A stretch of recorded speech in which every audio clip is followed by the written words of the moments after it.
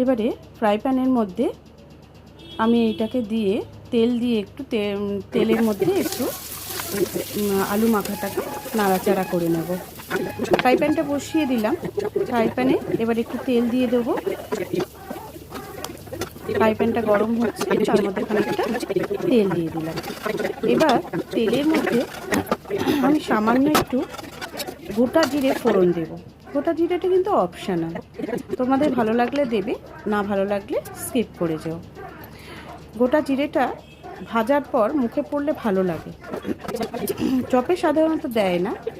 যেহেতু আমি বাড়িতে নিজে করছি, আমি দেখেছি চপের মধ্যে পড়লে না ভালোই লাগে, কারণ এর আগেও আমি করেছি, ভালো লেগেছে।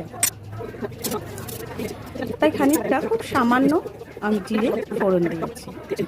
জিরেটাকে একটু নাড়াচাড়া করে একটু ফুটে উঠলে আলু মাখাটা তেলের মধ্যে আমি ছেড়ে দেব।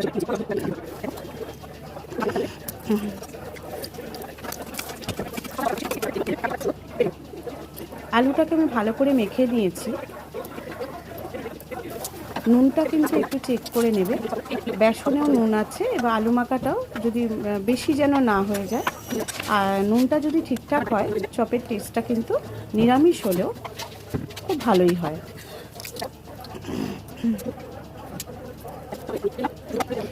এবার দেখো, এটাকে তেলের মধ্যে দিয়ে একটু নাড়াচাড়া করব। তার সাথে যে মশলাটা আমি ভেজেছিলাম, ভাজা মশলাটা তৈরি করেছিলাম, এবার এর মধ্যে সেই মশলাটাকে আমি দিয়ে দেব।